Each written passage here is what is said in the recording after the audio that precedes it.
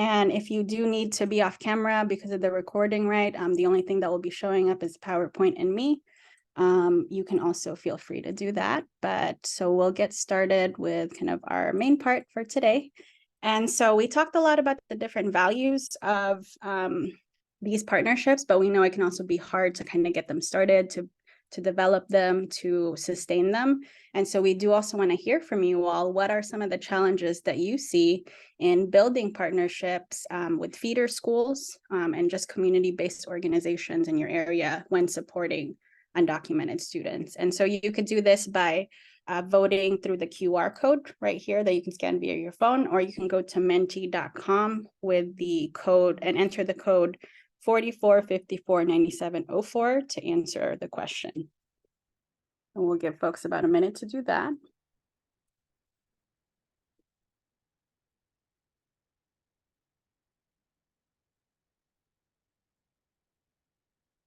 Nancy put the answer in the chat as well. I'm sorry, the code in the chat, so you can also copy and paste. But we have our first answer: bureaucracy. Getting started can be a challenge, right? What else are people kind of experiencing?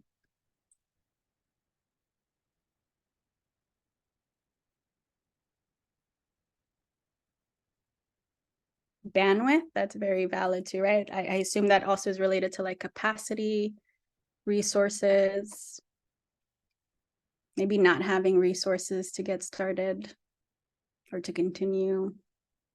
Old policies, what tools do you need? Different missions, okay, that's interesting too. Lack of training, scheduling, lack of resources is a big one. Commitment, engagement, communication, buy-in, limited capacity, policies, discrepancies. Great. Okay, as these are coming in, can I get a couple of folks to maybe either reflect back what they're seeing on the Mentimeter or kind of speak a little bit more about the challenges that they face or that they're seeing their colleagues are facing? It looks like communication is one of the biggest one. Does anybody actually want to speak about communication and what they mean by that? You can unmute or put it in the chat.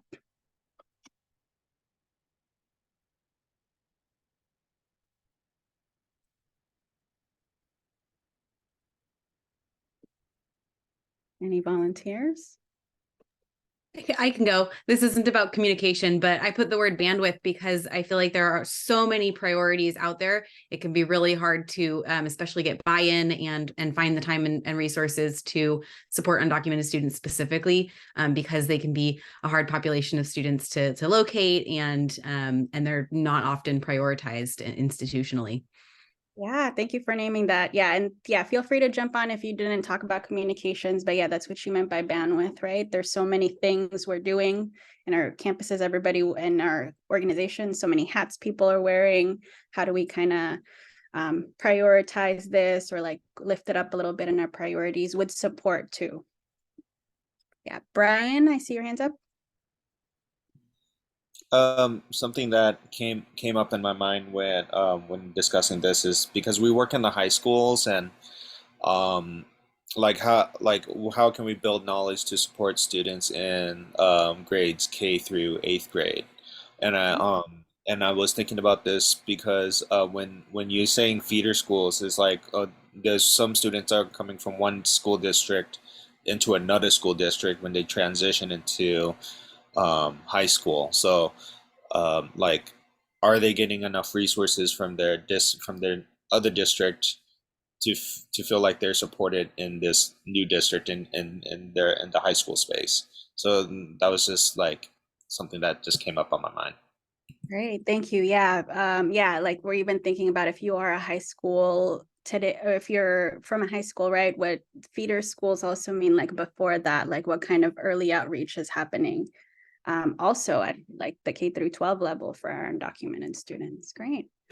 I was wondering if I can hear maybe from a college or a CBO about any of these challenges that they're seeing before we move on.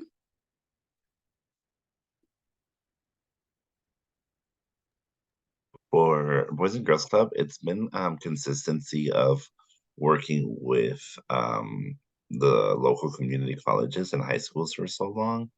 And so it's just the connections that you make over time. So Great. I think that that's been really helpful. Yeah, no, thank you, Jaime, for naming. And you're one of our panelists, so you will be sharing this a little bit earlier on, but thank you for naming that as well too. Okay, yeah. So I think as folks are also seeing, right, from this word cloud, that there's a lot of like common challenges that people are facing when building, sustaining even these relationships, just to support our undocumented students throughout their educational journey. But let me transition back to our slides. We also named a lot of like the different values as to that, including like important, necessary, needed. I think I didn't capture all of the words right, but there's also the value of having these partnerships. And I think we all are pretty aware, right, what happens when these partnerships don't happen and how much harder it is for us to like fully support our students in doing that. And so I think kind of like in relation to the different challenges that folks are facing, but also in relation to the value that folks mentioned, I do want to highlight this quote from the California Community College Dreamers Project research that we did a couple of years ago on undocumented student landscape at that institution. And I'm wondering if I could get another brave volunteer to read the quote out loud for us.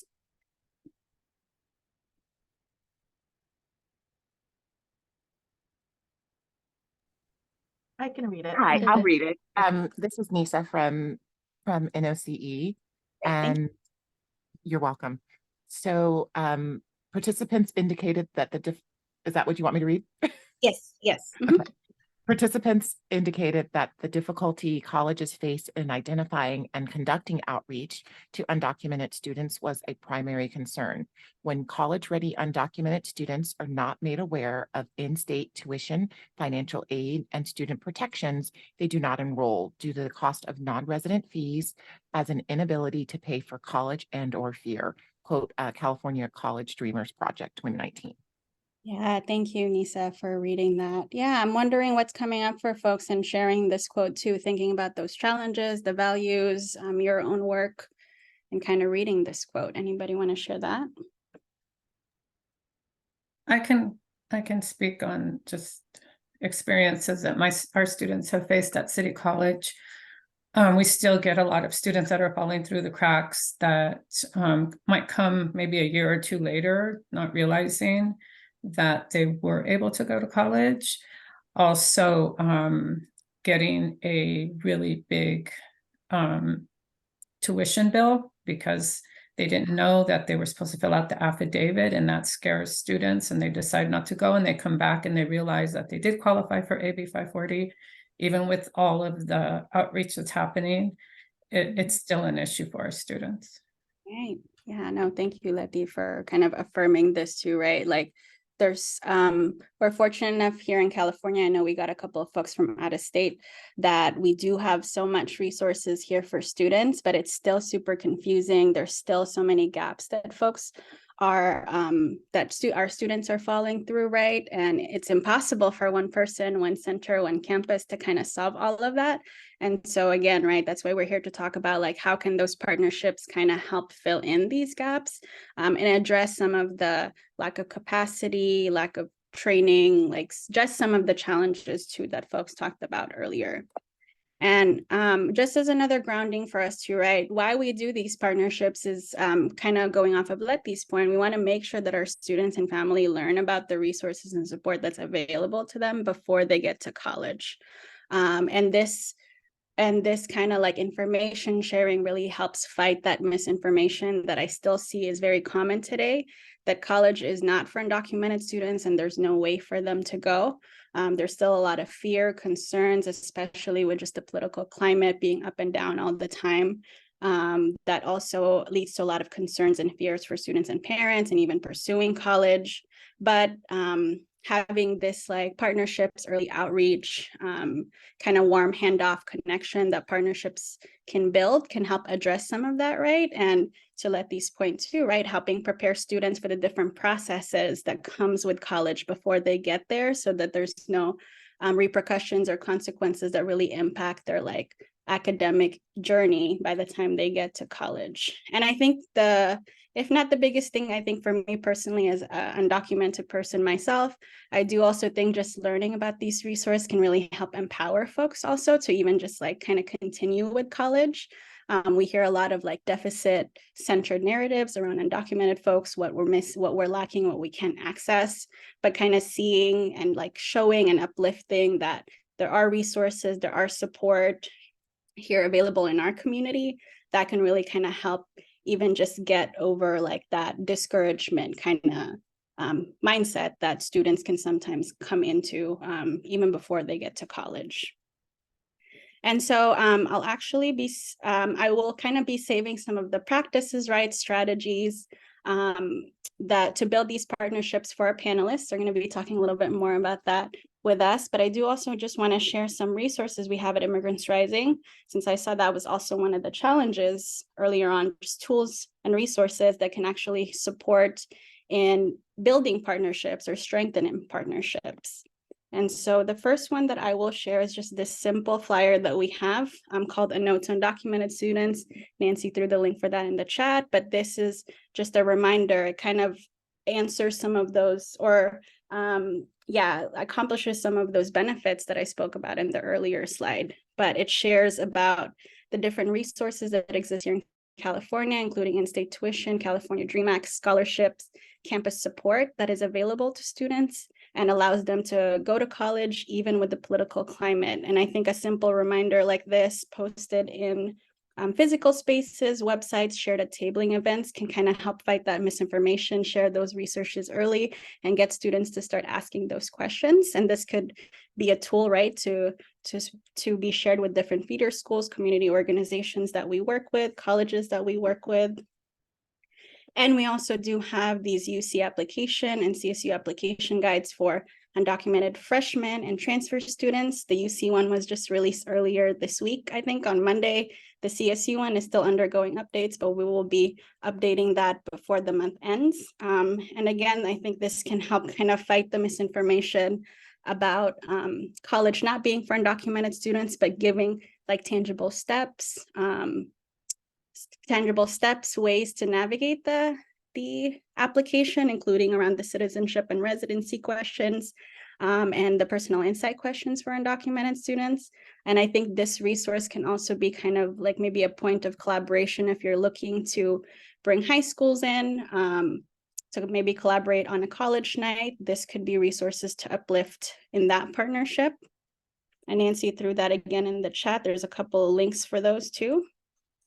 And then we also have our AB 469 All In for Financial Aid, including undocumented students resource guide. As folks may know, AB 469 was a recent law passed here in California that actually required all high school seniors to apply for a financial aid application before they graduate, or they can also opt out. And this, I think this also kind of helped address some of those pandemic application drops that we saw. But while the FAFSA numbers went up by 16%. I don't have a graph for this, but we can share the article for this later. FAFSA went up by 16%. The California Dream Act only went up by 9%. And so I think there's also still kind of that information sharing and support that needs to happen with the California Dream Act at the high school level. And we know this is the first year that the law was kind of implemented. And so there's still a lot of learning lessons around that.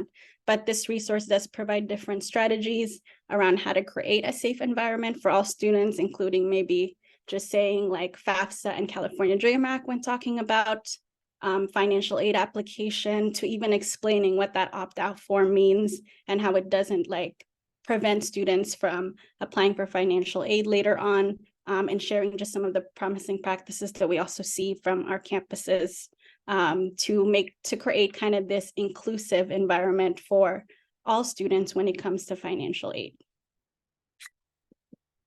And then this is not our resource, but the California Undocumented Higher Education Coalition also does have this map that includes contact information for all of the Dream Resource Centers, support programs at colleges, private and public. And it actually looks like, at all of those. And so I think one of the first steps to in building these partnerships is learning who is already doing the work in my region and what kind of works for them, what kind of reach should they have, and what is kind of like the points of collaboration that we can partner up on together. And those could include student events like the ones we've offered here at Immigrants Rising, like our applying to the CSU and UC as undocumented students workshops that we've done in the past, and also just California DREAM Act drives where students can kind of get support in doing the application.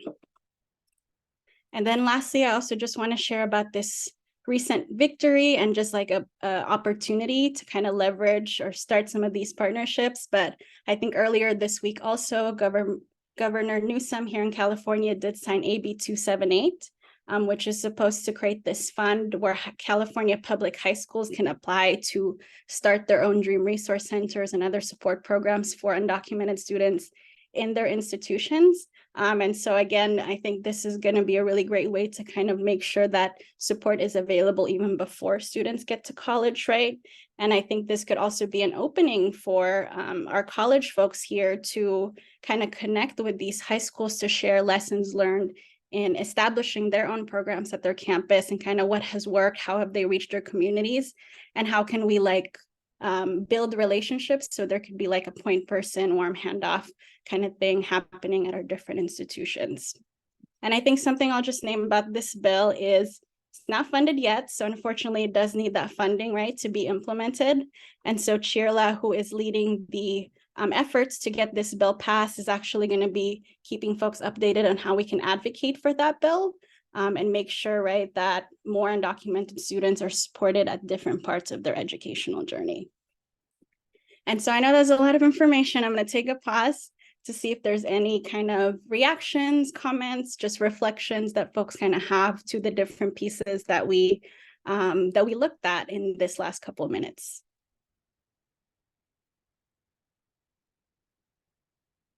Oh, okay, I'm seeing some affirmations for the resources, so thank you for that. Okay, and we also will be sharing the PowerPoint with you all, so if you didn't get a chance to kind of grab all the links from the chat that Nancy was throwing, it will be all included on the slides for folks to revisit later. Okay, great. So I'm seeing also like people are saying that they're going to be sharing with their staff. We always love to see our resources used and having impact in your community. So thank you for that too. And so I think I'll actually transition us now that we kind of heard about the challenges, the why we do the partnerships, some resources to maybe support our work in that.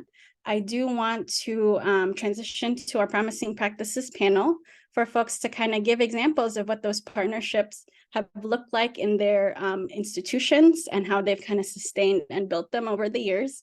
And so I'll ask Nancy to kind of pin our panelists to the screen so folks have a good view of them, but they've introduced themselves a little bit earlier, but we have Leti Silva from City College of San Francisco, Jaime Barajas from the Boys and Girls Club of the Peninsula, and then Alejandro Espinoza, who's a high school educator, but also has their own business with Immspire. And so I think they are maybe pinned, but I know Nancy's gonna kind of do that. And so I'm gonna ask questions to folks, maybe like one by one. And if you wanna do like just another quick intro of yourself again, we can do that. But the first question that I have for everybody is around, please describe the collaborations you have built to increase educational pathways to undocumented students. Kind of when did it start and what are the important elements of that? And we'll actually go first with Jaime and then we'll do Alejandro and then Leti. Thank you for having me and thank you for Nancy for reaching out. One of my, just in terms of pathway creations, I think our work started early on. I was still in high school when when we were calling CSUs. I remember calling when I was a junior. I was a junior at college track, and we were calling institutions to see if they just froze tuition before any of this like legislations were in effect. And we would call and say, hey, does your financial aid office freeze the tuition for undocumented students to be able to like generate enough income so that they could pay their tuitions. So we were calling back then just to ask those types of questions. And so I think like unconsciously I've been creating mental notes since I was like a junior in high school. And then when I was at Chico, we had like an informal support network, but because people were really scared and there was not a lot of support happening at that point. And it wasn't until all legislation started being like spread or at least passed that it became more of a common discussion. And in terms of, for us, what we see with students in terms of Boys and Girls Club is that when we do presentations, we're not hosting presentations at different times. When we host a FAFSA CADA presentation, we just like talk about both, and then we let them know who can apply, and we don't ask any questions to audience members in terms of like anybody self-disclosing or anything. We do ask them to like come to talk to us individually when we have like our one-on-ones so that they can bring information. And so we always try to provide enough information for students to be making decisions and never asking them to self-disclose in public spaces, just for privacy issues, right? And we let them know that no matter who you are, like applying to financial aid is going to require them to have some information that oftentimes we get told never to share. Like I remember my dad was like, don't ever share your social security with anybody. And then my senior year, my college counselor was like, well, you need to put your social security in there. And I was like, well, my dad will never let me do that. So just like little things where we're hearing things from our parents or just like our homes, right? That like we need to protect this entity or whatever it was. So oftentimes we're just disclosing information for students so that they could make an informed choice, and then doing it early and often enough, especially like we invite parents for a parent meeting in the fall and we provide this information to them. So we welcome everybody. And then one of the biggest pushes that I think supports that helps Boys and Girls Club be successful is that we try to be additive to whatever the school is already doing. So if the school is hosting a Cash for College, we encourage students from those schools to go to those Cash for Colleges. We invite students, sometimes we provide transportation because we can do that.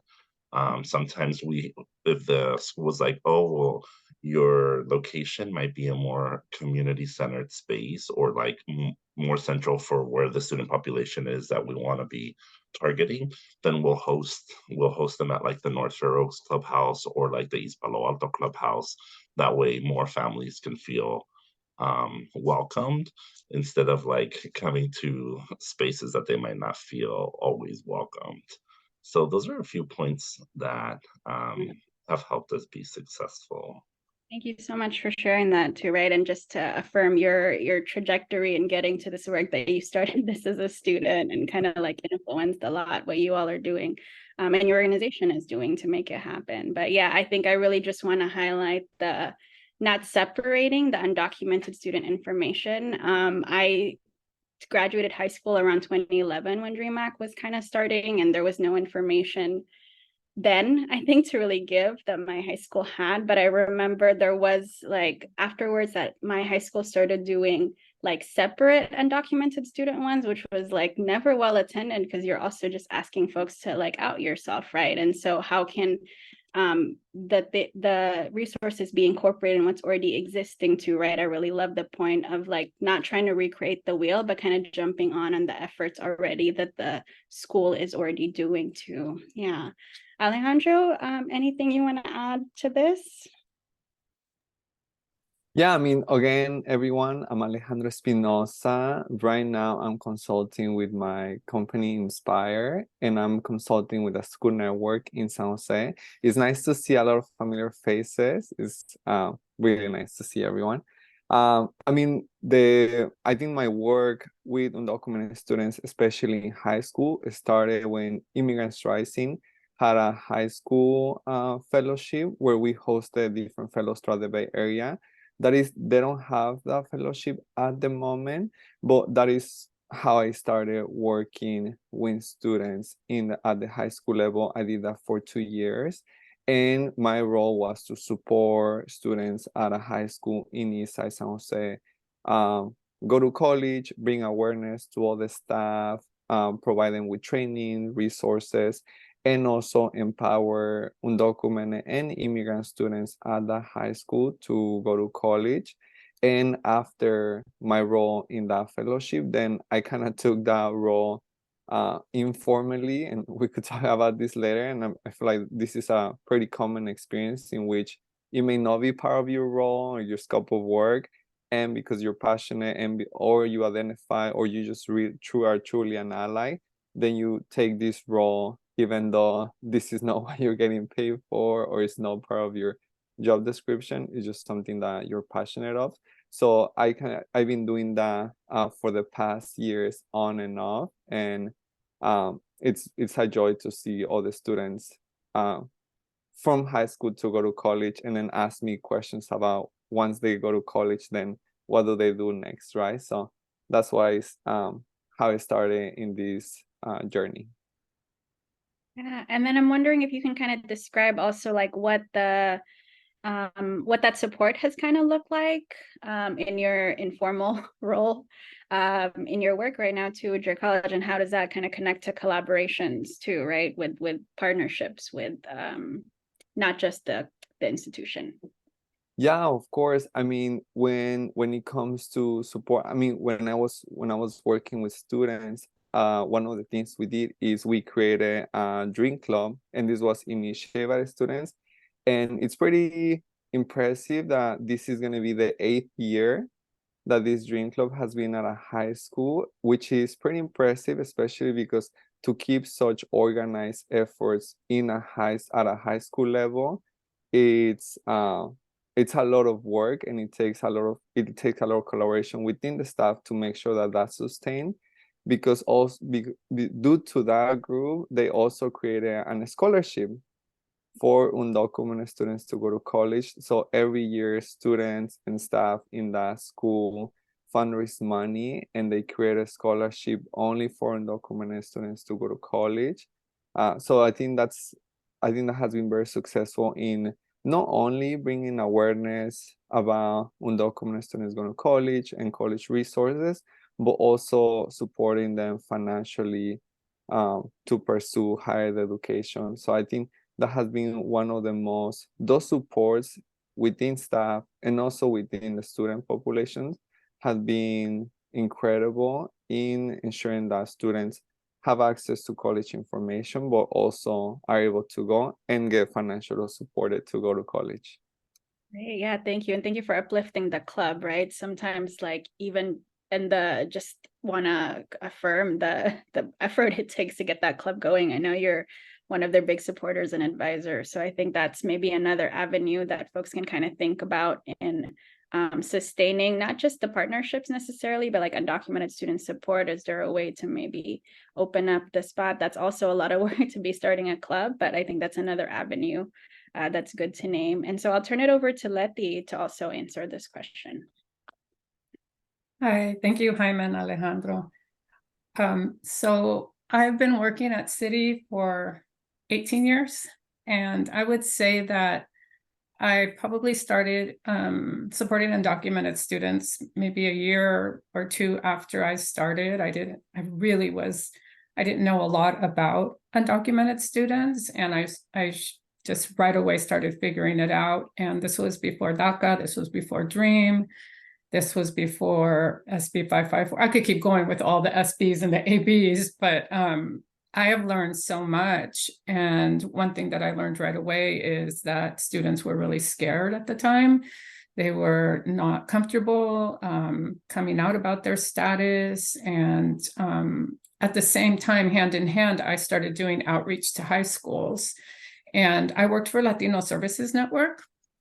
So we were trying to capture the high schools that had most Latino students. And through that, I realized that students needed a lot of help with the matriculation process. Even though it's community college, it still could be a daunting task because you have to apply, then you have to do the placement test, then you have to do the registration, then you have to meet with a counselor. And so we started going out to the high schools and helping students with every step of the way. And we really tried to make it so that it wasn't, oh, so you're going to a community college. Oh, that was, you know, you didn't get into a UC or a CSU, and really tried to inform students and educate students about all of the different, just everything that they could do at a community college, because a lot of students were not ready to transfer. They wanted to get an associate's degree, or they wanted to do a certificate. So anyway, just helping with every step of the way. And we started to make it bigger. We started to go to more schools and get more counselors involved in helping with the application and helping with, okay, now you need to do financial aid, and connecting students with financial aid and finishing that matriculation process so they could start going to City College. And one thing that we realized is we really needed to make a connection with all of the different counselors at San Francisco Unified. And we needed to have a relationship with all those counselors. One thing I really want to put a shout out is to the CBOs, because I have worked with so many great CBOs, Aspire, 10,000 Degrees, Mission Graduates, because when we'd go to those high schools, we'd show up there and the counselors were overworked and they needed that support. And always the CBOs were there. So we have a really good relationship with the CBOs.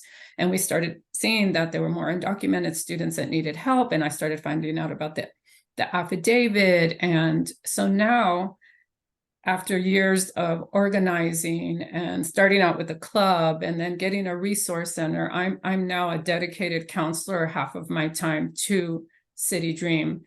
And students come in and they're like, oh, it's so great that they gave you this. And I said, no, students fought for this, they organized for it. And now students help me, and they go out and talk about their experience as being an undocumented student and what you really need to know to get to City College.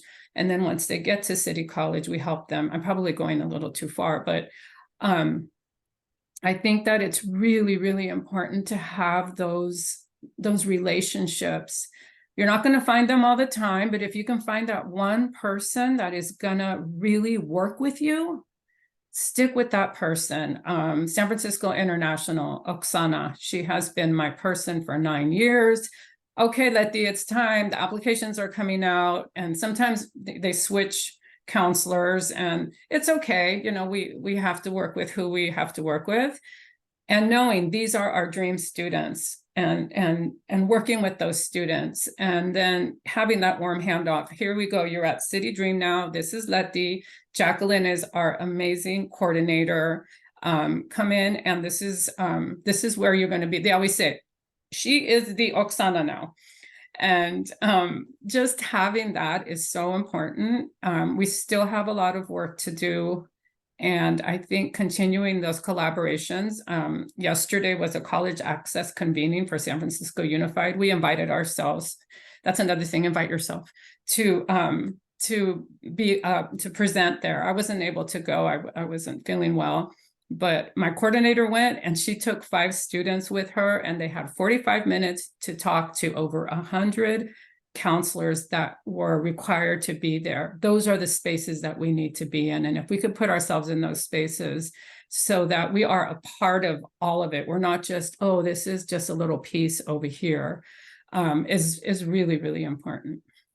Thank you so much, Leti, right? And just also affirming the history of work, of your own work, and just getting to this point that it didn't start here, but having like that one person, that point, that dedicated person, the same dedication that you kind of put into the work could really help open up the doors and like build these different partnerships over time.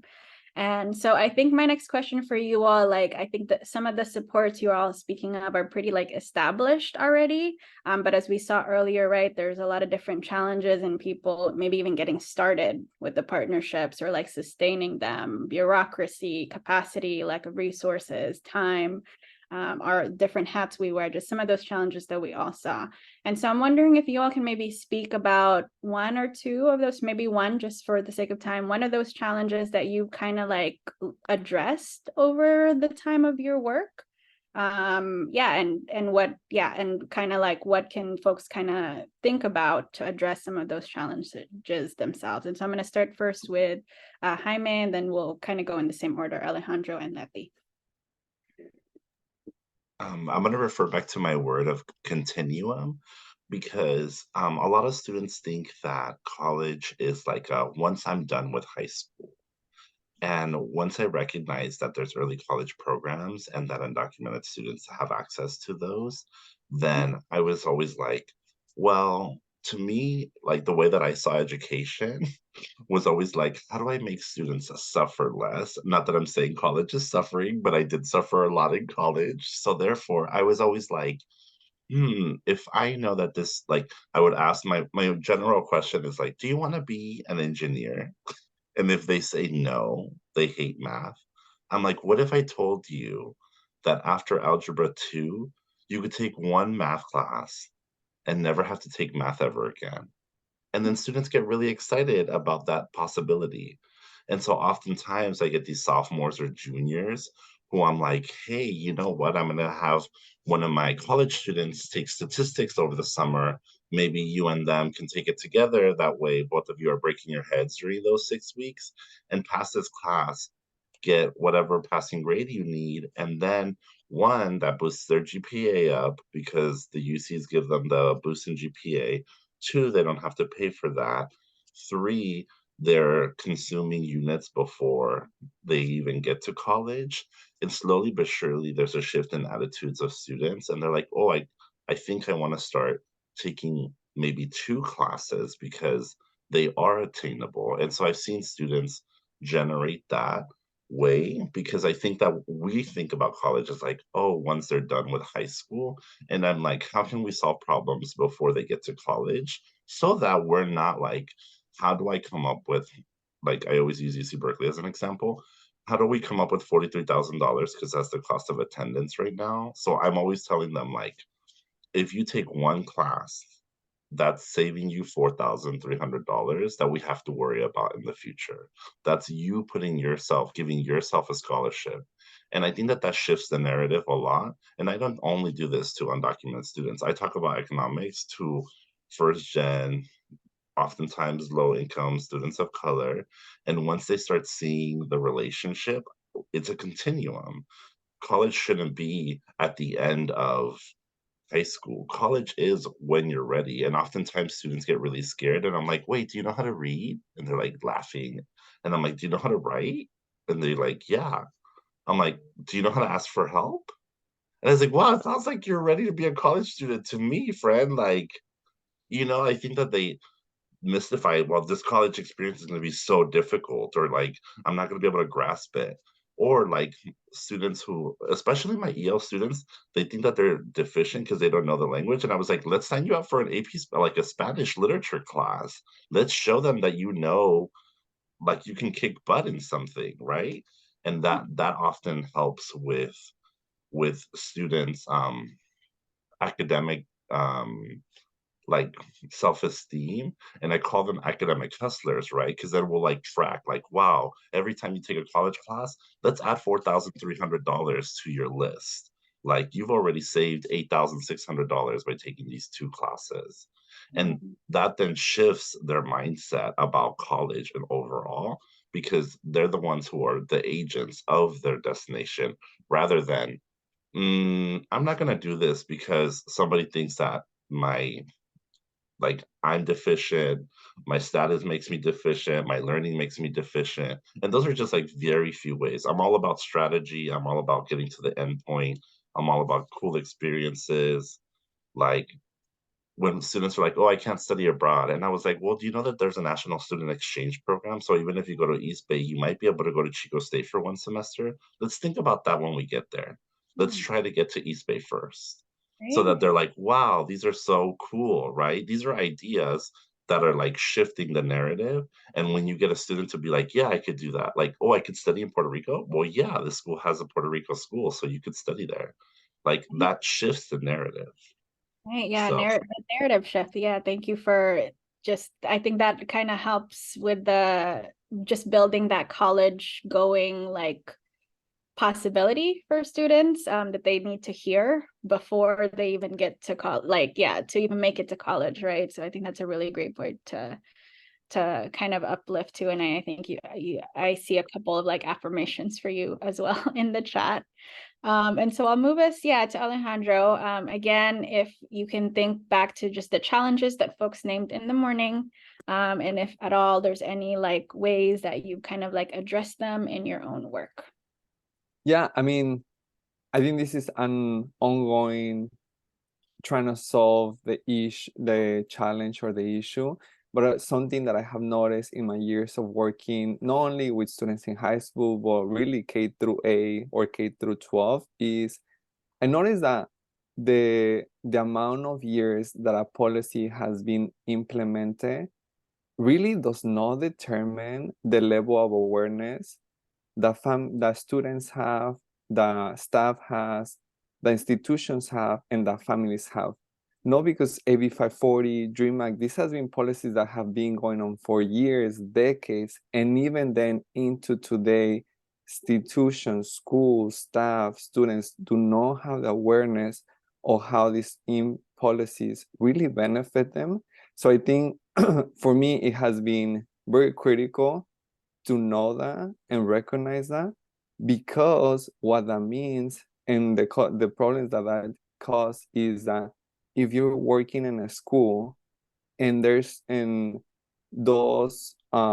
like that knowledge is not institutionalized in your school, like it's not part of the norm, if you don't have no systematized like ways to support undocumented students, if you're not intentional in like the trainings that your staff are taking, if you're just not if you don't implement support systems at your schools, then the one single person that has been doing all the work on top of the regular job, or maybe that is their full-time job, when that person leaves, then it all goes it all almost disappears, because that person was the one person that made the effort to like bring awareness to the staff, to bring awareness to the student. That person was the one that held all the knowledge. And once that person leaves, either because they decided to move for new roles or burn out or things like that, then the school and the students are left with nothing, right? So that's why it's important to always, whether this is your role or not, to really make the support of undocumented students, the knowledge of policies, the trainings, the professional development, be part of the every year planning for your school, for your university, to make sure that teachers and professors are constantly being trained on it or have some type of awareness, so that way it becomes the norm in the school, in order to support undocumented students. Because again, doesn't matter for how long these policies have been in place, it's always we always need to make the effort to spread the awareness of them. Yeah, thank you, Alejandro, for naming that too, right? So I think even before we start with those partnerships outside, but just making sure that the knowledge for undocumented student support is institutionalized, that more than one person there, if they decide to leave or whatever, they leave, right? That support and that structure is still there is really like the key to, I think, sustaining this, and even just getting partnerships started, getting this work like more community based too. So thank you for naming that. Leti, I'll turn it over to you. Alejandro, you spoke my words. I think that when I saw all the words up there, communication really stood out to me. And I think it's tough to communicate with the CBOs and with the high schools, and then the administration, and then all the different departments, especially at a school like City College. And to think, okay, we have to go in and we definitely have to do an ally training for counselors. That's really, really important. I've been getting emails from counselors about questions that they're seeing students, or phone calls. Then all of the different policies, when the DACA announcement came out, few months ago, you know, getting all these emails with how is it affecting your students, what's going to happen, or now that there's SB 554, that's a really big one. Okay, we need to work with transitional studies, and how do we get all of that training out there? It's almost impossible. Yes, I am the dedicated counselor half time, and I do have a coordinator, but if you really think about all the work, it's a lot, and it does usually fall on a few people. And I think being able to somehow find a way to communicate that, because the bottom line is it's going to affect our students. It's going to, especially the new students that are coming in, the high school students, and getting their transcripts over, and the financial aid, and being the person always in the meetings to say, hey, wait a minute, you only said FAFSA. Hey, wait a minute, you didn't, you know, you weren't using inclusive language. This, you know, how are we going to institutionalize this now? Where are we going to get the funding from it? How is that going to happen? So it goes all the way from helping a student with their application to, you know, how are we going to help this student to make sure that they're going to transfer? Do they have the DREAM Act? Where are they going to go? What school are they going to? Connecting them with wherever they are, because then it's our turn to do the warm handoff. So there are a lot of steps, and sometimes that could be quite challenging. And we do have a lot of great people, great counselors at City College that do want to help. It's just getting that information out there, doing trainings, and making sure that that we're not forgetting anything.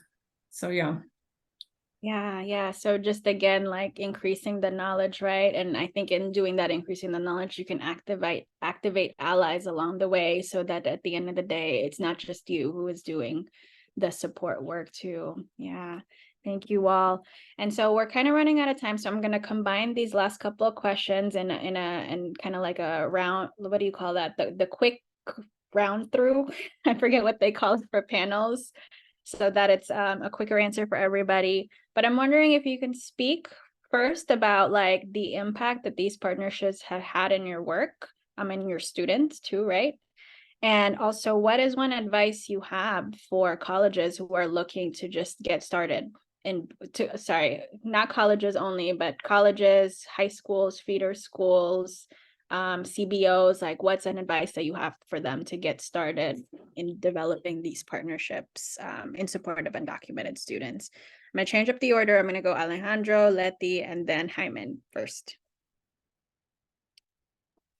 All right. What I would say, concerning advice, I see very often middle schools, high schools often bring community colleges, universities into their campuses to table about the university, especially during this time of the year. And honestly, one of the easiest ways to promote undocumented students going to college or encourage them is make it feel normal. Make it feel for undocumented students to be normal, because I've seen many times where staff from universities, colleges, or even counselors are talking about college, and then they lower their tone, or they do certain things, and it's like, oh, but also for undocumented students, right? Or like, oh yeah, we also have resources for you, and very quiet. And things like that really makes the student feel other. It really makes the student feel like, wait, should I not say I'm undocumented? Should I not, like, why are they changing their tone? Why are they changing the behavior when they're giving out presentations? And it's really that, like, you should not do that. You should make it part of the norm. Jaime was saying this, when you're giving out presentation, very normally say like, hey, we provide financial aid. There's the DREAM Act, there's FAFSA. Undocumented students could go, there's undocumented student resources. Like, make it so normal so students can really see like, oh, okay, like this is the normal, like there's resources for me. It's super normal for me to go to college, and not feel like, oh, like I need to hide this. Maybe I need to, like, of course, while respecting the privacy of students, I think just making it part of the environment, part of the norm, and also just bringing resources. The last thing I must say is also when you table or when you present at schools or high schools, it's also important to often bring, if you have relationship with students in your college, to bring them with you so they could talk about their experience with other students, because it honestly, like, visibility and knowing, and high school students knowing or meeting someone who's undocumented and who is attending college or has graduated from college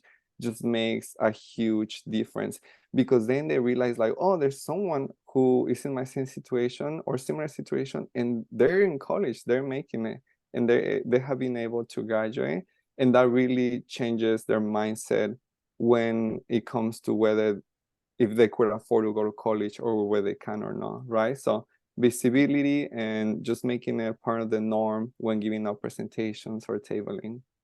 Yeah, thank you, Alejandro. I love that. Yeah, like normalizing it, right? There's undocumented students have been going to college for years, decades now in California. The journey has gotten a little bit easier to today, but like there's no really reason why we should be separating it at this point, right? And just making, and that normalizing can help shift narratives, mindset, even in places that may not be as friendly to immigrants and undocumented immigrants in general. So thank you for that too. Then I think I called on Leti next to go. Yeah, I think that just the collaboration with CBOs and with the high schools, I think also having support. I started when Immigrants Rising was E4FC, and having the educator group was huge for me. I don't think I could have done the work that I did without the support and the empowerment, and just having other educators going through the same thing that we were going through. I think that is just so important. And also the relationships with communicating with like admissions and records, having a point person at admissions and records, having a point person at financial aid, the CBOs, all those relationships are so important. And know, you're, like I said before, not everybody is going to get on board, but if you can find those certain people, it is going to happen. And I really feel like we need to work together on this and have the support to uplift each other, because like I think Alejandro was talking about, if it's just one person, it's hard. There starts to be burnout, or somebody leaves, and we need to know that there's going to be somebody else there. Our admissions and records person just left. He became a counselor. He was a City College student, and I'm so happy for him, but he was our person. And now we have to find somebody else. Unfortunately, it can't be all of admissions and records. We would love that, but I think having that support, and sometimes it is hard, but I don't think that we could do it alone. I do think that it can wear on us after a while, and continue to have that, to put the awareness out there, to educate our especially for us, our college community. Yeah. Thank you, Leti. Right. So just the connection, right, and being in community, and knowing you're not doing this work alone can be one of the first steps. And finding out who's doing the work around you, right? Use that map that we shared earlier. Kind of take note of who was here today. I know that was really hard. We can find a way to share contact information too, right? You're not the only one doing the work, and how can you kind of come together to make it a little bit stronger? So Jaime, why don't you close us out with this question? I would just say consistency and patience for yourself would be a lot. Because sometimes, like, I know for sure I get really frustrated at the bureaucracy of different institutions. And so I know that that's not going to help the students out in the long run. But one of my passions is that I can help a lot of students out because I'm not tied to one institution. And so I feel like my life philosophy is like, I'm very student centered, and I'm like, what do you want to do? And how can I use, that's why I call, like, I have them, kids want to be cool. And I'm like, I call them academic hustlers. And I'm like, let's learn to pimp the system. And so you just got to be hip with it, like I'm always talking to the students, they buy in. You have to know your demographics. I'm talking to like 14 to 17-year-olds all the time.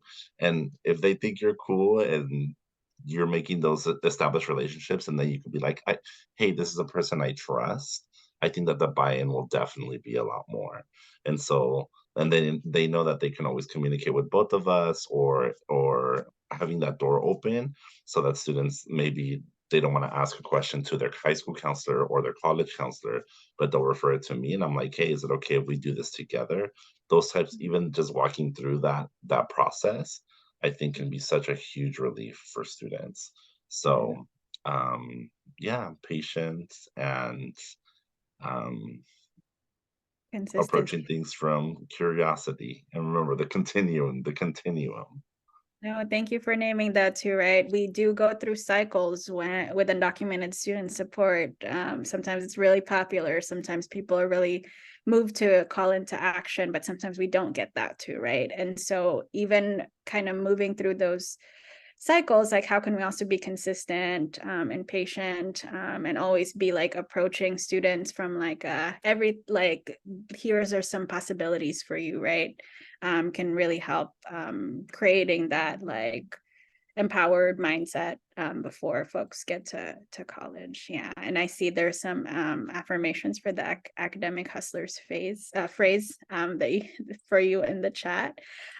So I know we probably can talk a little bit longer, but I'm looking at the time, we went a little bit over. So I do want to call on folks to kind of give our panelists like a virtual round of applause, whatever affirmation, emoji, just positive comments in the chat, whatever folks can do, just to thank them for not only for the amazing work that they're doing outside of the space, but for kind of sharing some of those practices, right, that we can kind of take and learn from each other in strengthening our work post this space too.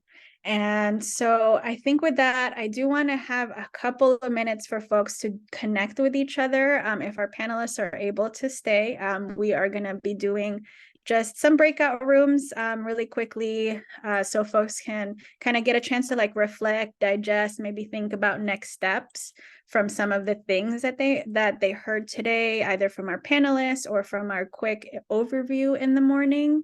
And so I do have some, let me just pull up my screen again. I do have some kind of like guiding questions for folks to think about in their breakout rooms. Nancy just put that in the chat. But again, it does, I'll read it out loud for folks. It does say kind of like what struck you from today's like roundtable, either from our panelists or from our overview earlier. What are maybe some strategies, resources you want to try on to develop or strengthen partnerships in your area? And if this really inspired you, who could you connect with in your institution, outside of your institution, with your feeder schools to kind of build those pathways for undocumented students through higher education? And so I think we should be ready to have those, breakout rooms. So I'm gonna ask Nancy to open them, and then I think we'll just take about 5 minutes because we're almost running out of time, just for folks to kind of think about those questions. So we'll get started with that. Okay, I think that's there. Okay, everybody's back. Welcome back, everyone. We hope we didn't cut anybody off too badly and that you got a chance to reflect or even just connect with the folks in your room. In our last couple minutes, I'm wondering if I can hear from 2 people on just something really quickly that came up for them in their breakout room. And I also can call on folks if nobody wants to volunteer, but if somebody is really like, I really want to share this. Anybody want to get us started? Yeah, Scott, go ahead. Okay, thank you. I know we're tight on time, and what I'm going to share is really heavy. In that I want to thank Christian for starting to share with me what resource he had about a student who I'm serving this semester, who I met, and is considering trying to leave the U.S. Through the Canada border. And I was just sharing how trying to find any resources or support that I can help connect that student with. And Christian was trying to share with me some of his thoughts, and my overall impression was just it's both empowering and a relief to see that there are so many people who care, and there are agencies, institutions, organizations who care.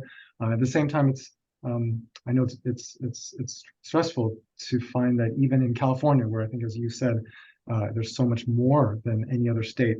And I want to put this most honoringly to those who are really on the front line, who see the majority of their people they serve are undocumented. still are definitely obviously feeling the stretch and the lack of resources. Thank you. Yeah, no, thank you, Scott, for uplifting that too. Nancy just threw something in the chat. We do have a resource around folks considering life outside of the US as undocumented people. And so maybe that's another thing to check out too, right? But I think I just want to highlight the movement also that exists now in California, right? Like beyond the resource that we also have just like a group of dedicated people who is doing the work today, and how can we kind of like tap on each other to not only just carry us through the harder times, but really like strengthen the work that we're doing for our community of undocumented folks. And so I think we're kind of out of time with that. So I will kind of end us there. I just have one final couple slides, and I do also want to share the contact information and give one final affirmation and just appreciation to our panelists for all that they shared today and all that they do beyond this space. As mentioned before, we do these roundtables every month. Our next one's going to be November 9th. We're going to be talking about inclusive fellowship programs at the colleges to create those paid professional development opportunities for undocumented folks. And you can register at the link that Nancy will put in the chat, and you can see our full schedule for the rest of the semester, bit.ly/PPR-F23. We have one on the DREAM Act, the new DREAM Act, on December. So keep an eye out for that one and register for that one early. Speaking of DREAM Act, we are also just trying to learn how to better support educators around the DREAM Act. So we are launching this survey to understand California DREAM Act support landscape across the state. This is specific for financial aid departments and documented student support personnel at the colleges, because that's kind of like the audience we're looking at in this first round. And so if you're connected with those folks, if you identify as that, please consider taking the survey and spreading throughout your networks. This will be used to like strengthen our support that we provide to people, and also provides recommendations to other stakeholders and partners that we work with. If you complete it, you will be entered to win a raffle to win one of 3 $50 Target gift cards, and we'll put the link in the chat if we have not done so. And lastly, if you're not signed up for our digest yet, to learn about all of our work, our efforts, our events, please do so by emailing me, Madeline@immigrantsrising.org. There's an extra E in my name. And to make sure you're getting my emails, please add me as a contact so your spam filters don't flag me as spam. And lastly, too, again, just want to share and continue the connections beyond this space. And so I'm sharing the contact information of our amazing panelists and myself and Nancy as well. And we hope that you can, just kind of like continue connecting, continue building, and looking for that support elsewhere, and just kind of building those collaborations outside of the space. And we thank you all for joining us today, and we hope to see you at another event or at next month's Promising Practice Roundtable. So thank you all.